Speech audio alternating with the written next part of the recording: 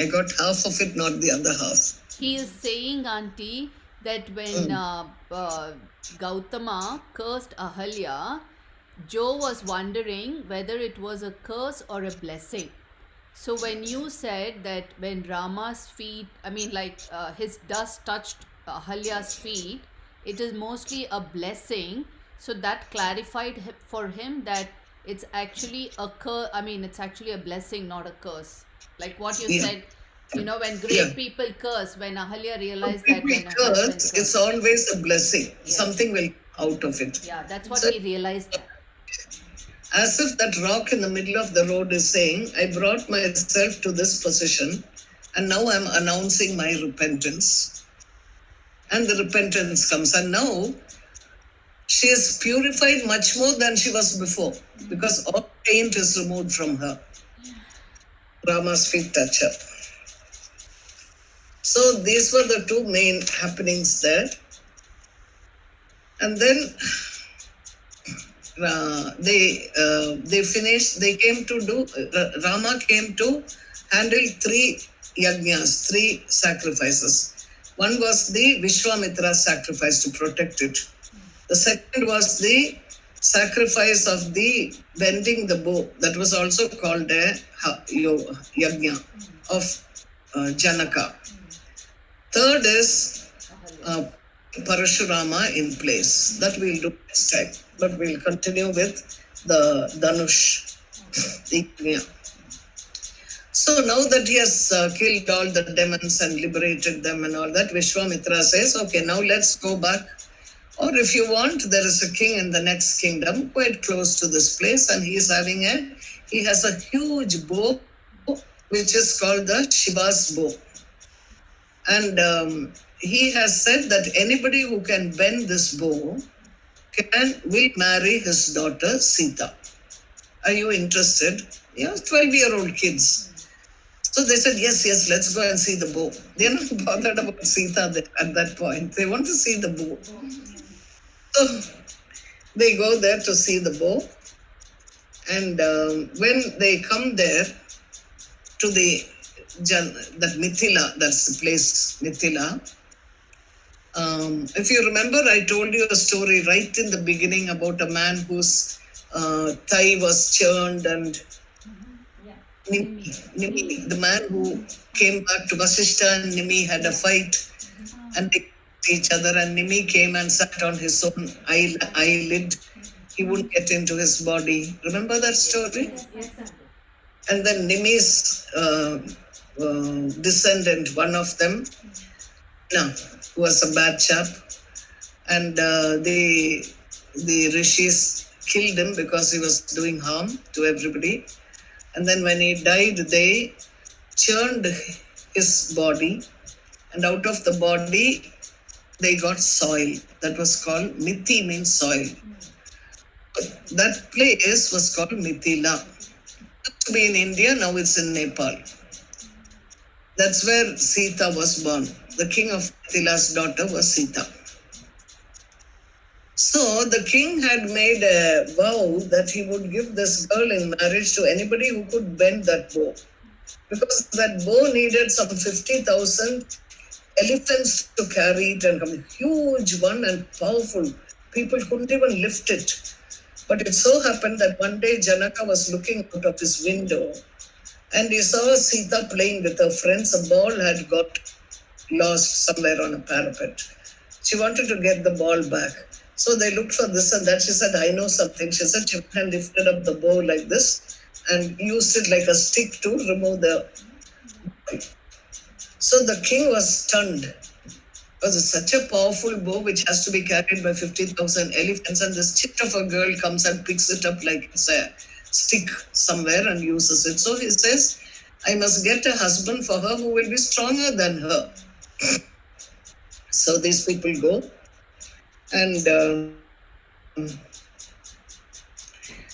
Janaka, the minute he sees Rama, he sort of loses his heart to Rama, that's the girl's father. And Janaka is supposed to be a great sage who was a king. And he was a guru for many people, for great sages. So he asks Vishwamitra. He says, you know how I've renounced everything. I have no desires. I don't get attracted by anybody. How is it that I'm getting attracted by this little child? Then the king said, Vishwamitra smiles at him and he says, my dear king, people come, you're known to be a jnani. Jnani means the wisdom that comes from experiential, spiritual uh, evolution. And he says that you should know, people come and ask you doubts, and then you should know the difference between a toddler and a protector. What he means by toddler here is the unmanifest form of God. And the protector is the manifest form of God. And he's telling Janaka, you are a wise man, you've grown, you evolved so much, you have prayed all your life the unmanifest form. I mean, not knowing the form. And this energy to which you prayed that you called God has now manifested in front of you to protect you and your lineage. You should know better, he says.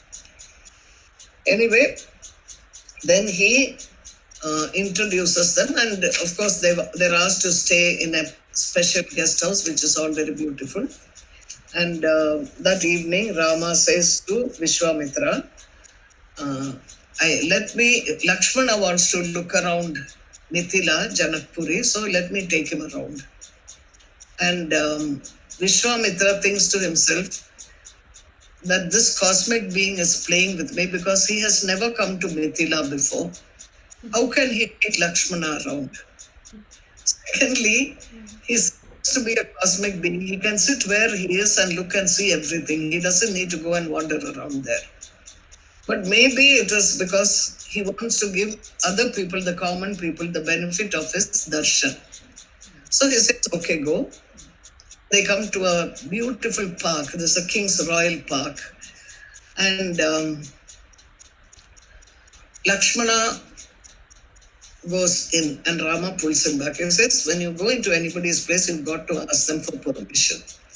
And Lakshmana says, but we are royal guests. We can go anywhere we want. And Rama says, no, the real owners of this park are the gardeners. You have to ask the gardeners' permission because it's their work that has made this park. So at every point, they'll show you how Rama looks at what is the right thing to do. As against Krishna, you don't understand him. He lived in different times. So Rama always tried to do what was the right thing at the cost of his own personal happiness. If you saw it as a man-woman thing. So the people who were there in the town came running to see Rama because he was so good looking.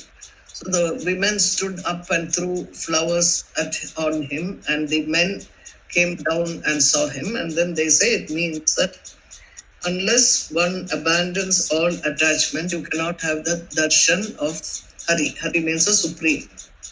If you are attracted to this and this and this and this, you will never see God even if he comes and stands in front. So that is one thing.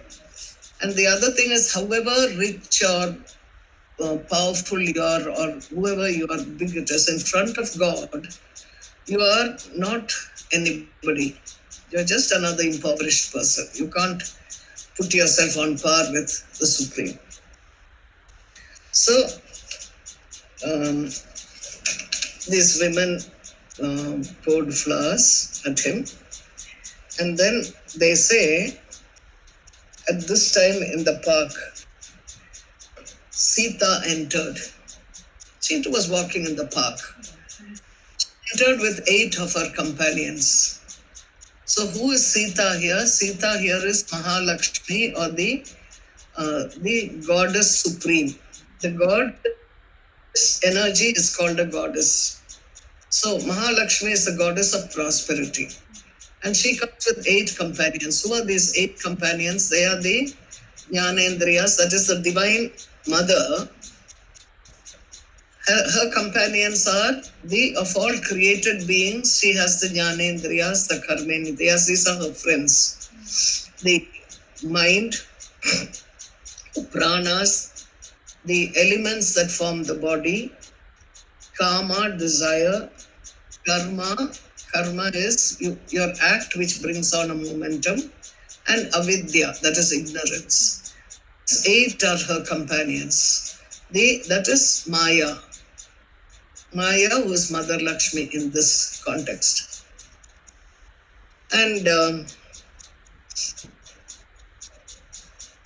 one of the companions wanders out and she sees Rama. So she comes quickly to Sita and she says, come, come, let's go and see, there's a handsome chap there. Meaning, this one person who goes and sees Rama first is the Guru Tattva. The Guru sees the divine first and then comes and tells the disciple, I've seen something wonderful, come, I'll take you and show it to you. That's the meaning there. And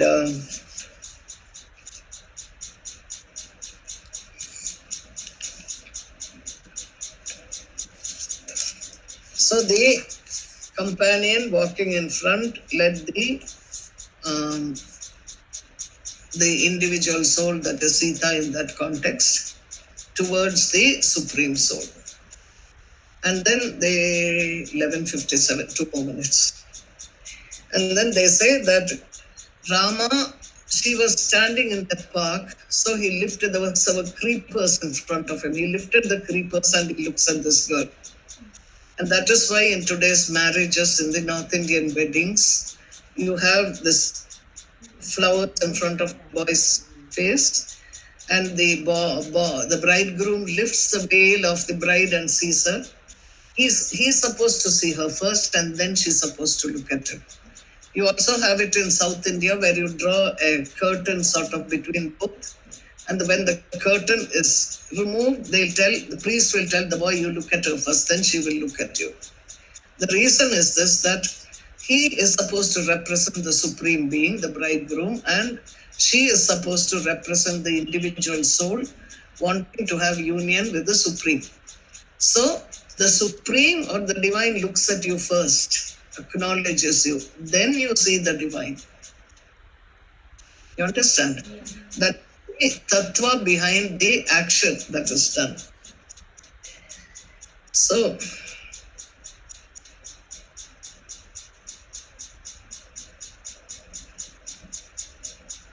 in another Ramayana, another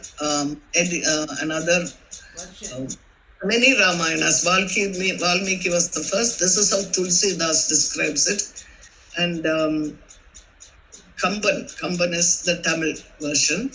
He says that they don't meet in the park. The first time they meet is when he comes into the palace to take the bow. And he sees her. And then she sees him. And their eyes meet. And the essence becomes one.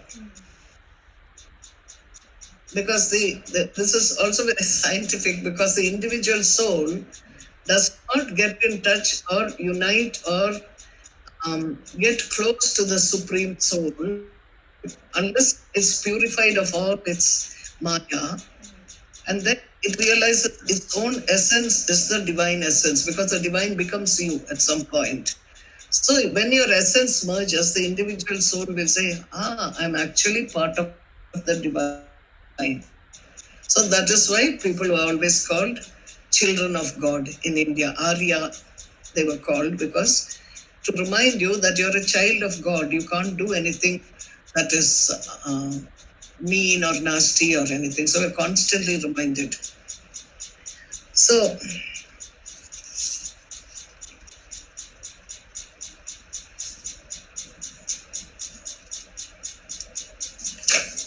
I think we should stop at that now. Any questions you want?